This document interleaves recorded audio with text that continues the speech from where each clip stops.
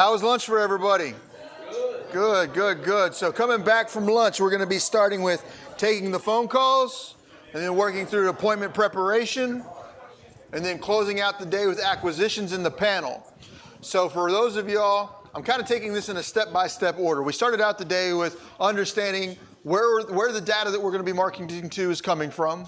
We moved into how to contact those people. And then we set it up with how should I schedule out my week so that I'm being efficient with what I'm doing here? And now we're going to move into, I just did my marketing. The next step in this funnel is I'm going to start getting phone calls. So we're going to go through taking that phone call. Oh, let me get you set up over here on the main screen.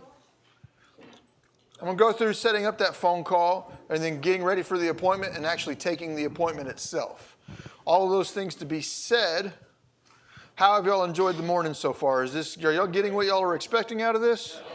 Okay. Thank you, thank you. So, if anybody in here wouldn't mind sharing the favor with me, help me get this out on social media. Share this to some of the other real estate investing groups that are out there online and help us kind of get the information out there. The key piece to all of this is the abundance mindset and kind of evolving into that we, not me mindset. So one of the things that I've said a lot here lately is we, not me, and we put the unity back in the community. What I have found as a real estate investor and what I initially started with as a real estate investor is I was an island and no one was going to get my deals. And whenever I started realizing that I could go so much further and faster by collaboration versus competition, it really shifted how my business operated. The better and better I became at working with other people and working with other people through their deals and through my deals, the better I became as a real estate investor. So understanding that everybody in this room is somebody that you could collaborate with. Some people only want to do remodels in Tarrant County. Well, if you are not in Tarrant County and you like doing Dallas, well, y'all have opportunity to do business together. Don't look at anybody in this room as competition. Figure out what their specialty is, figure out what your specialty is, and figure out how y'all get to work together on that. Jay and Marsha Coleman at the back of the room, they have both done a very good job of working with other real estate investors in the community and helping them get their deals across the timeline. So do not be afraid to network and find other people in the community that are willing to work with you. I consider it to be a great leg up to the next level of real estate investing, and that is the partnerships. You can do a lot more via partnerships than you really ever could by yourself. So moving forward with that, let's get on to this. So slideshow from beginning. I did not get a chance to roll through this and figure out where I was at beforehand, so I'm going to wing it. All right, so thank you again, Quest, for letting us have the building. I appreciate you all. Thank you, thank you, thank you. And for anybody that likes to ask questions, I've got some of these fancy little 2-cent rubber bands that I'll be glad to give to anybody that asks some questions. So if you'd like to get some of the rubber bands, go ahead and ask the questions while we're here live.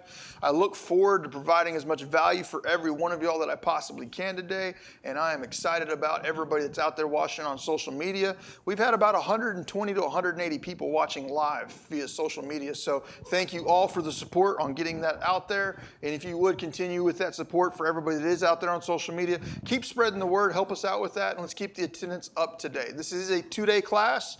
We are about a fourth of the way through it, so let's move on. All right, so we've done our data mining, we've done some marketing, we've got our schedules figured out, and now in the middle of our schedules, we're going to start getting something really exciting, and that's going to be a phone call. So, a mentor of mine back in the day was Jason Palliser, and one of the key tips that he taught me was I am a social introvert. I am not a very good talker. Traditionally do not do a good job at communicating with people. So taking a phone call was nerve-wracking for me. Going on an appointment and discussing stuff with a homeowner was nerve-wracking for me. So one of the things he told me to do right out of the gate, if this fits your business, is go out there and find FSBO listings. You can go to FSBO.com. Those are for sale by owner properties. FSBO.com. Go to Zillow.com. Find any property for sale by owner and start calling them and start offering those people half of their list price for their home. Sounds stupid. What this is sales training.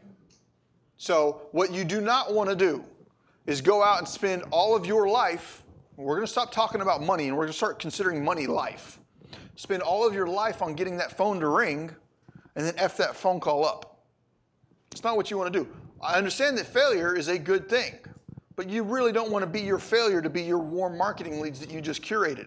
So before practicing all of your time on that phone call, get down and make 100 FSBO calls a day and get used to offering that FSBO seller half of what they are asking for. Now, here is the key reason why this is a good thing for you. You're going to start getting objections. You're going to start getting FUs. You're going to get a bunch of people hanging up on you. This is sales training. You're now going to say, okay, whenever I was like, hey, I know you wanted $240,000 for your house, but I'm a real estate investor that wants to make a lot of money off of you. Will you give it to me for 120 so I can make $100,000? Is that a good sales pitch? No. Did I just get hung up on? What you're going to learn through these phone calls is delivery methods that will ease that bite. Okay? I'll go through one that I developed. This worked well with my personality and this worked well with me on many appointments. I learned on one appointment that this strategy does not work on left brain people. But if I am on a right brain personality, I can throw this close out there and it worked quite well for me. Let's just throw an example out there and I'll kind of go through this quickly. I'm on the phone with the seller and I know they want 100K for their house. Well, I'm going to go through and start building up rapport in the phone call. And one of the things these homeowners and or anybody in general is anticipating is a long drawn out negotiation. They start low, I start high, they start high, I start low, and then we meet in the middle somewhere, and they're preparing for some Pawn Stars battle. Okay? What I would do is if I know for a fact they're expecting $100,000 for their house, I would look that seller dead in the eyes and was like, if I could come up with $200,000 today, and repeat, I said $200,000 today, could we get this property closed?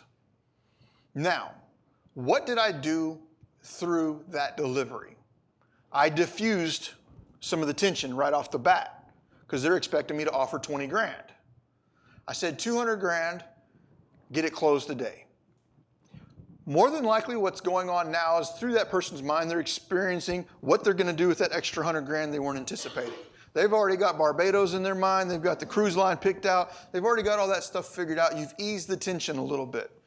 As I move forward from there, I'm like, I just playfully like smack myself in the forehead. It's like, I've never really been all that great at this negotiation stuff. I know one of us was supposed to start high and the other one was supposed to start low. I think I messed that entire thing up. I think I went high when I was supposed to go low. I'm not really good at that. You know, if I paid $200,000 for this house, obviously my wife would kill me.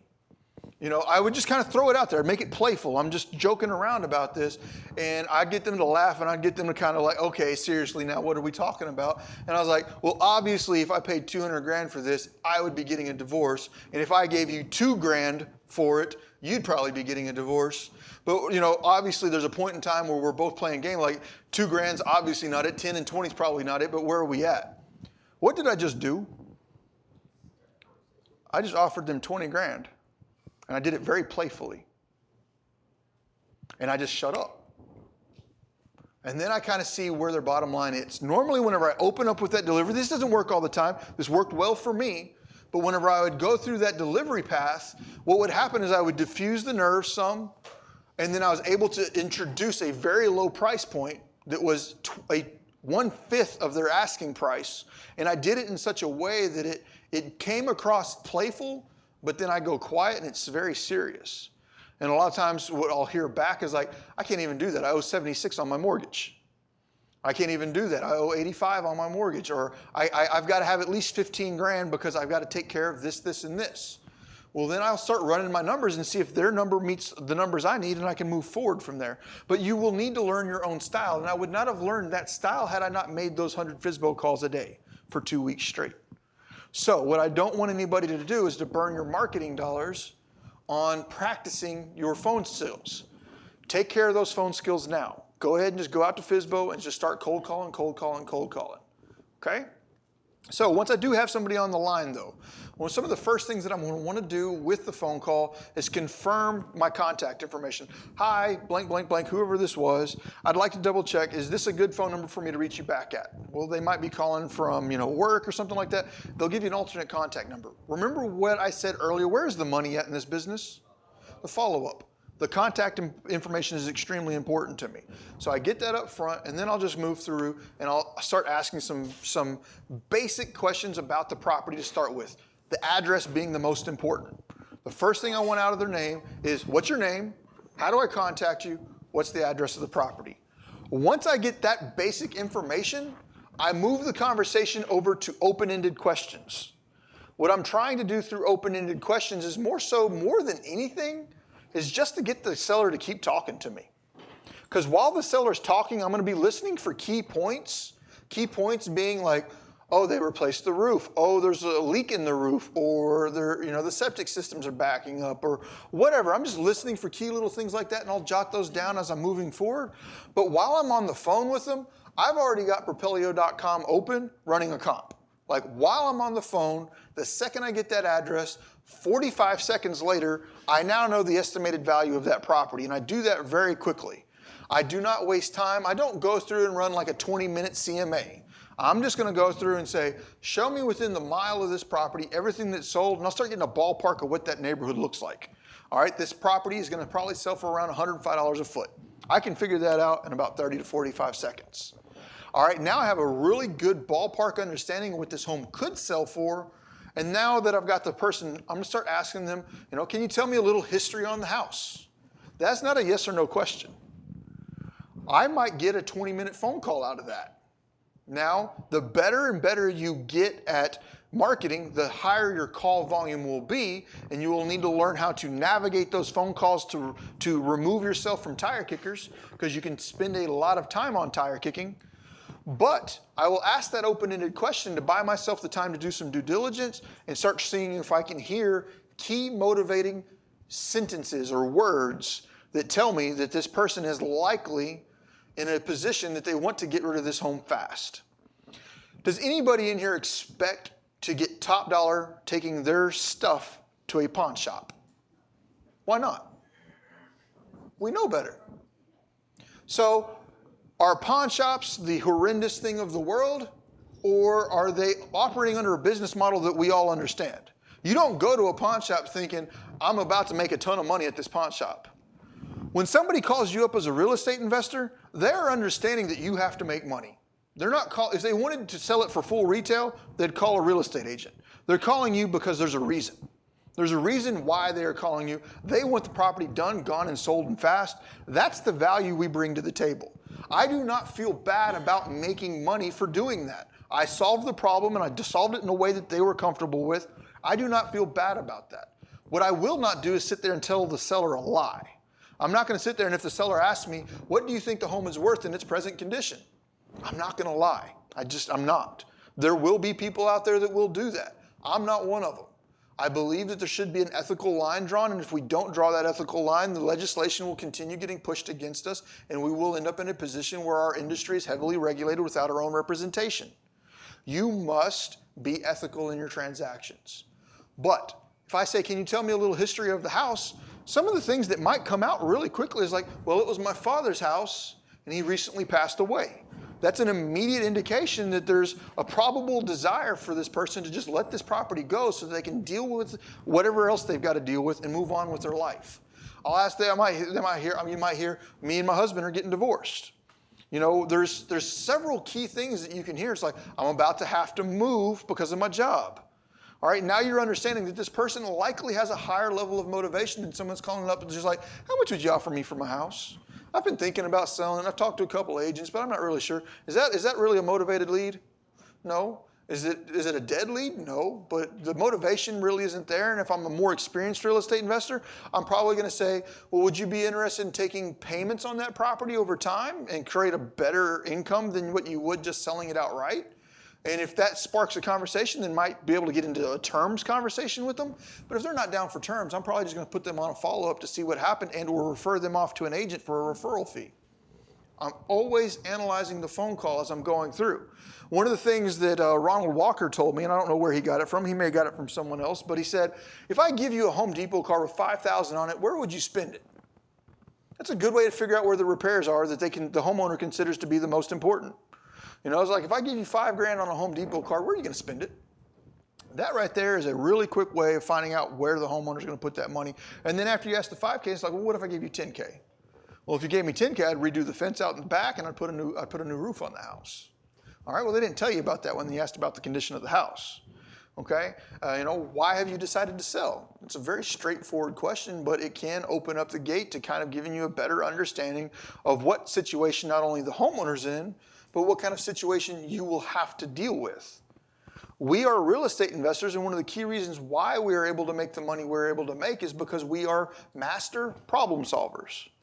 Sometimes the properties we get are properties that otherwise would be somewhat difficult for the average person to close. We've got 19 heirs in this chain of title, of which 2 have deceased, which adds another 2 more layers of affidavits, and 2 of them are also in prison, and 1 of them has completely disappeared. Is that an easy property to close? No, that is not an easy property to close. That's why we got paid better for that property. Whenever the bigger the problem is that we solve, the better that we're going to get paid. If it's a super easy property to sell, it would have already sold. That's why we're in this business. We come in here, we create value where there is none, and we continue moving forward. And if you operate your business with that perspective, I don't think your ethics will ever get put into jeopardy. Okay? Are there any immediate pressing concerns that are needing to be solved? These are just some ideas of questions that you might be able to ask on this phone call to keep that conversation moving forward. The more that person talks to you, the better that conversation is going to go. Okay? If there are no immediate needs to resolve, would you be open to maximizing your profit? What was that question designed to do? If there are no immediate needs to resolve, would you be open to maximizing your profit? Terms. I'm opening up a terms conversation. And I might even skip that question of, are there any immediate pressing concerns that are needing to be solved? Because if I ask the last one, they kind of answer each other. If I say, if there are no immediate needs for you to resolve right now, would you be open to maximizing your profit? Well, everybody wants to maximize their profit. So the answer is almost always going to be yes, and it'll give you a clear opportunity with their permission to explain to them what creative terms look like. But they've also told you whether or not there was immediate pressing financial needs. Does that make sense? Okay, so what I was saying earlier is I'm not a fan of scripts, but I really like the way Chuck came back and was like, find a script that you like and then make it yours. That is what I'd recommend everybody in this room do, is I've given you a list of some open-ended questions here. The more and more time you spend on a phone call, especially if you take the advice that I gave you and that was given to me by Jason Palliser and actually go out and cold call 1,000 FSBOs, your phone etiquette is going to triple, quadruple what it was today. And if you want to close more contracts, more opportunities to speak with sellers is going to give you more opportunities to close them. So every time you get on that phone with a FSBO, that's the equivalent of you sitting in a chair in somebody's living room, because you're going to learn how to navigate those conversations. I strongly recommend doing it. So as I get that phone call rolling through, like I said, right there on the phone, I'm going to run the comp. I'm going to really quickly run the comp, and why is that? This might transition for you as a newer real estate investor to a more experienced real estate investor, but like Ryan Harper, he came through like a lot of the home investors crowds and a lot of that stuff. One of the things that home investors always said is get into the first 100 houses you can get into as fast as you possibly can. You're not even considered scratching the surface until you've been in 100 houses. So starting out, you might want to go ahead and take all of the appointments. You know what? Whether or not it's a deal or not, get through the experience of meeting a homeowner, walk in the house. The more and more experience you get in this, though, the better you're going to have to be at spotting the opportunities and not wasting your time going on every appointment. Because at the height of my marketing, I was getting around 300 to 400 inbound sales calls a month. That's 300 or 400 opportunities that need to be evaluated. On that level, you have to really quickly decide, is this phone call going to turn into money? And if it's not, I need to learn how to politely and quickly get off of the phone call and set them into a follow-up. The reason that is if I spend 45 minutes with this person that is not going to bring revenue into my business, and I miss 4 other phone calls that potentially could have, I wasted my time, I wasted my life, and I took valuable income away from my company. I don't mean to say that negatively, but you've got to think about it. I'll see this happen a lot of times with newer real estate investors across the board. You'll get one lead in, somebody that wants to sell you their house. It is by all real estate investing principles not a deal. And I will see a new real estate investor hold on to that lead until they are blue in the face, choking and dying, trying to make a deal out of it because that is the only person that is talking to them now. Do not be that newer real estate investor. You've got to quickly decide between who's going to be a deal and who's not, because if you do hold on to that lead and you continually try and make something happen on that lead for a month that nothing could ever happen with, that was an entire month that you should have been doing spinning RGA. That person was not RGA. Does that make sense? Okay, so I'll get to run through the comps. The reason that is through the phone call, as a more experienced investor, I'm wanting to see if this is a warm lead or not.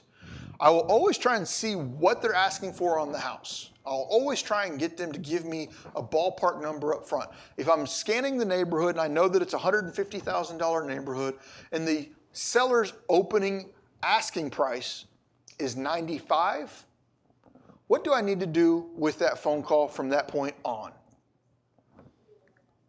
Get it under contract. Get it under contract, whatever I have to do. Go get to the house, figure out whatever. 95 may not be enough of a spread for me, but I need to start controlling that and fast because I know that they're willing to take a discount. I know I've already got 55 off starting out. I don't know how many repairs it needs. I don't know what's going on. I don't know what the situation is, but I now know that that person's motivation is enough that we're talking about a significant discount. Now, if that person's response was, you know what, I understand that you're an investor and that you've got to make some money off of this deal, and real estate charges 6%. Well, if you'll do it for 5%, I'll give you a 5% discount. I was like, great, I'll take a 5% discount if you'll take it over 30 years. But that's not a deal. Why not? The discount's not great enough. 5% off of a retail property is not enough of a discount for you to make any money at all. In fact, it's almost a guaranteed loss. For us to truly make a discount for a flip, our margins really need to be in that safety net of a 30% margin.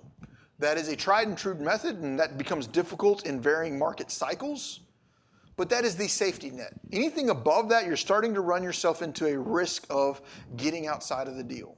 Now, I'm kind of getting off the topic on that. But the point that I'm trying to make on this is I want to gauge that person's motivation. The second I find out that that person is motivated and willing to take a discount, I would either A, try to get to the house as soon as possible. That is where I would go. And or B, contract it directly over the phone immediately. I would prefer to get face-to-face with the seller and contract it via face-to-face. That is what I would prefer. But contracting it over the phone is, by all means, a possibility. If you've got a seller on the phone that's truly motivated, the chances of them talking to you and only you is limited.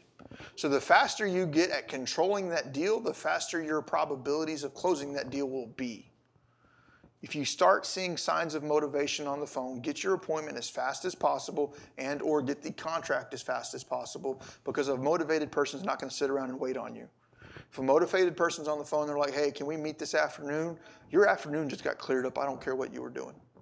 You find the way to do it because somebody else will. Yes? You offer like a good faith deposit right on the phone? So depends. Like, what's the deal look like? Like, if I know that the ARV is 150 and they're asking 95 for it, I know right off the top of my head that my repairs could easily eat up that spread. So I'd really need to understand from the seller what the condition of that property is. I might be able to, through that phone, get them to start sending me some pictures. Now, I would not give them a deposit directly. Like if I'm going to do an earnest money deposit, which I believe is what you're speaking on, that would go to my title company.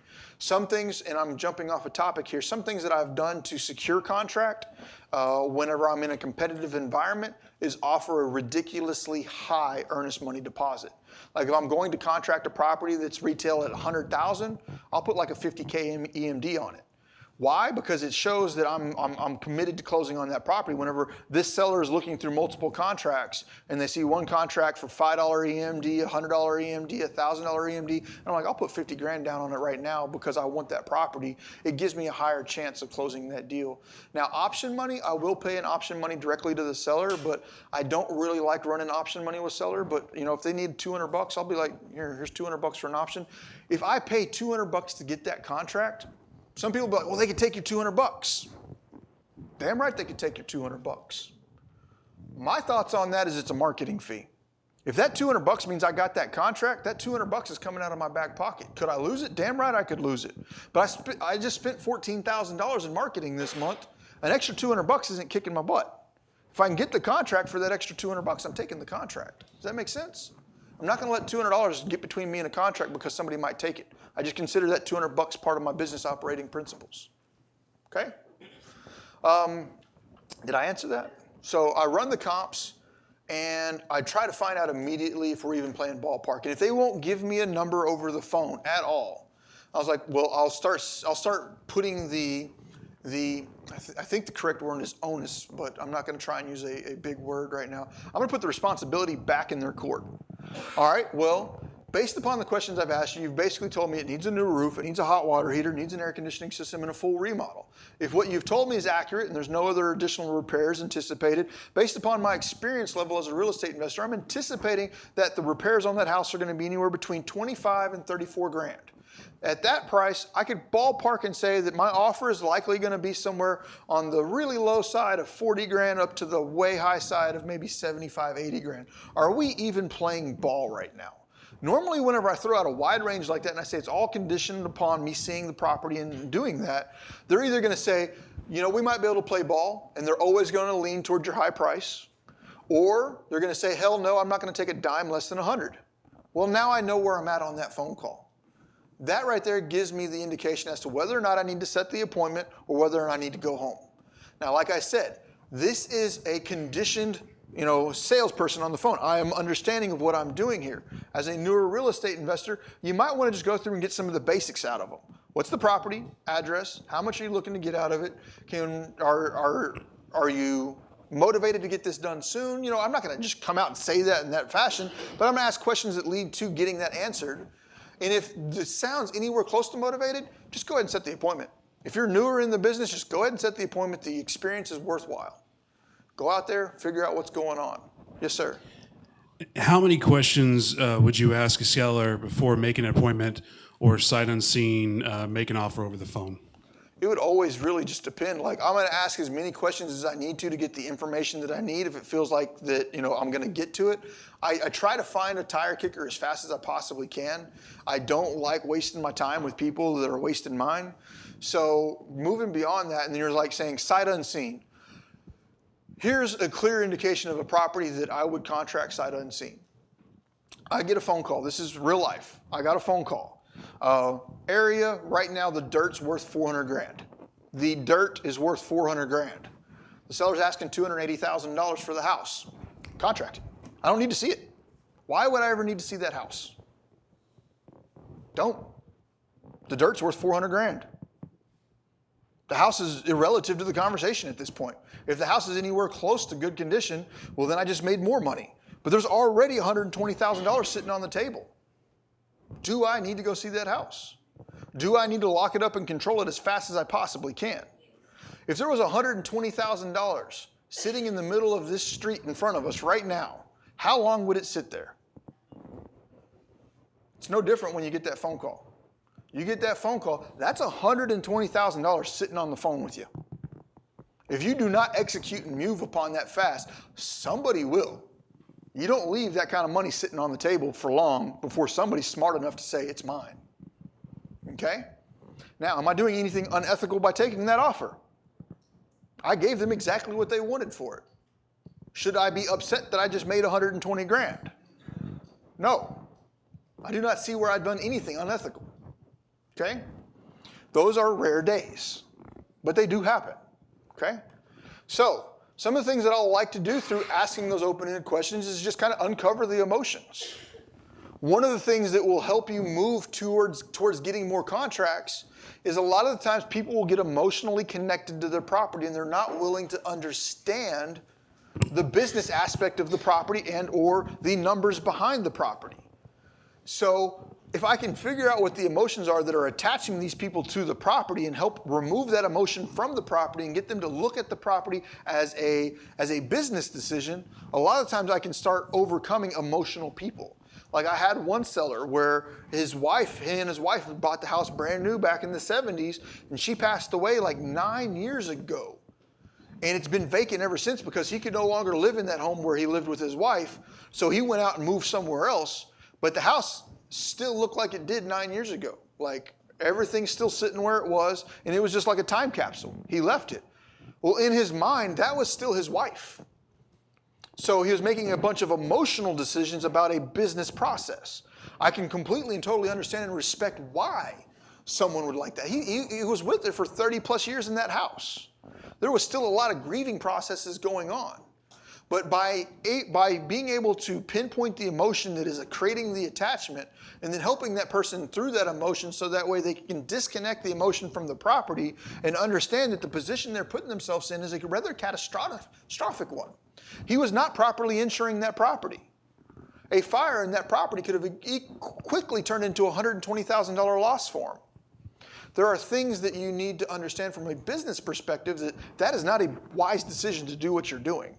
And it's the emotion that'll drown that out. So you've kind of got to figure out how to navigate the two. Moving forward, I am looking on time. Unless it's important, let me get through my slides and then I'll hit that at the end. Gauging motivation. We've already talked on that. I said I'd wing through this one quite a bit. Gauging motivation is going to save you a lot of time. A question that I do like to ask when I'm on the phone is like, if I can make you a fair cash offer today, would you be ready to close? That's a quick way to gauge somebody's motivation. Like if you're like, if I can make you a fair cash offer that we both agree on, would you be ready to close today? If they're like, no, I still, tire kicking, put them in a follow-up. If I can't give you a price that you agree to and you're willing to close on it today, you're not ready to move forward. You're still got other things going on in your head. You're not motivated, but I will put you in a follow-up. And if they are not motivated, I will almost always throw out a blind offer right then and there. Just like if I know they're not motivated, I'll just throw a number out there and see how they act. Okay? Now, if I throw that number out and they don't hesitate on it, I start digging in a little deeper. But most of the time, whenever I ask the question, if I give you a fair cash offer today and close today, would you be interested in that? If they say yeah, let's do it. Well, then I know that they're ready to sell. They're not poking around anymore. They're ready to get it done. So after that, you got to put that information into some level of a data management system, lead management system. Once again, Propelio.com can help you out with that. You would need a demo to kind of help understand how the lead management system works, but definitely do that. And then set it for a follow-up. You always need to set a follow-up on every time you get off the phone. Every time you get off the phone with it, put a calendar, put a follow-up, put a task in your task management system to follow back up in 4 weeks. Follow back up in 2 weeks. Don't care what it is, it always has a follow-up until the house has been sold.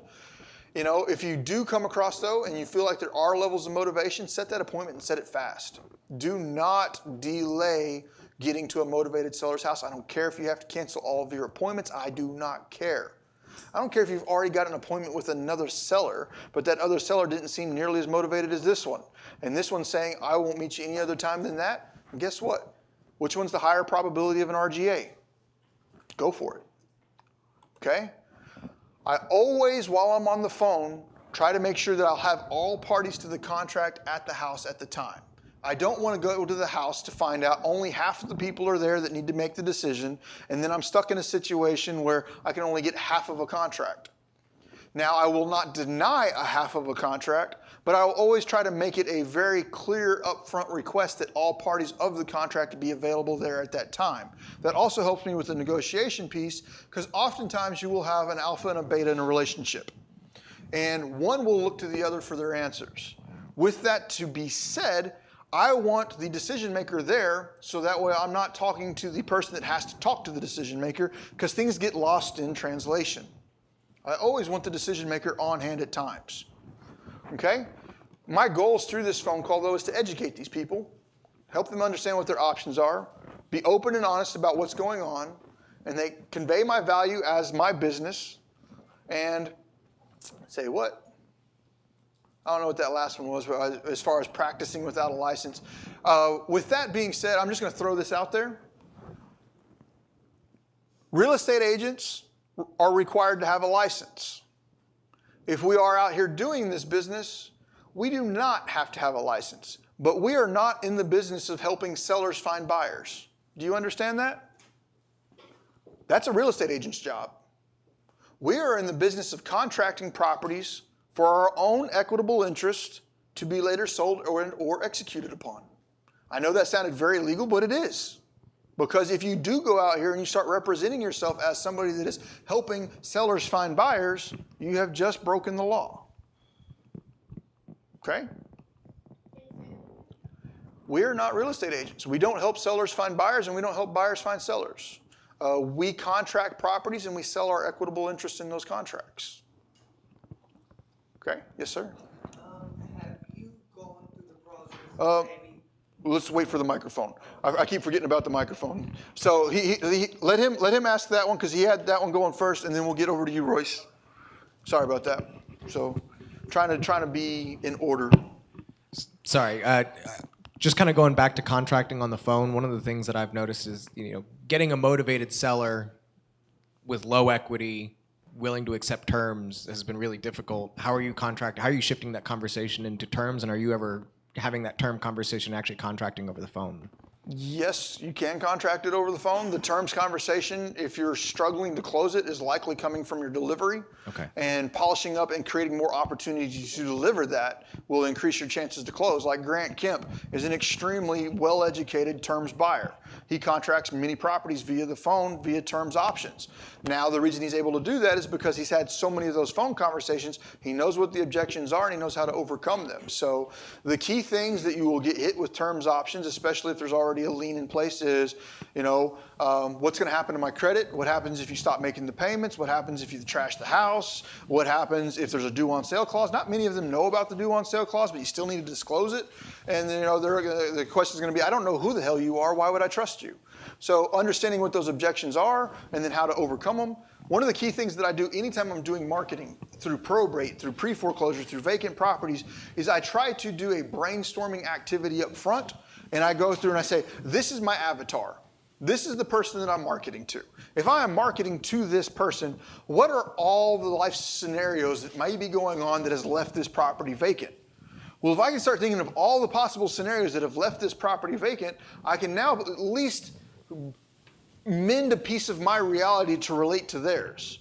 And then once I know what their reality looks like, I'll start asking the questions that they would ask. And if I do all of that up front, when I get on the phone call with them and they ask a question, guess what? I've already thought of it.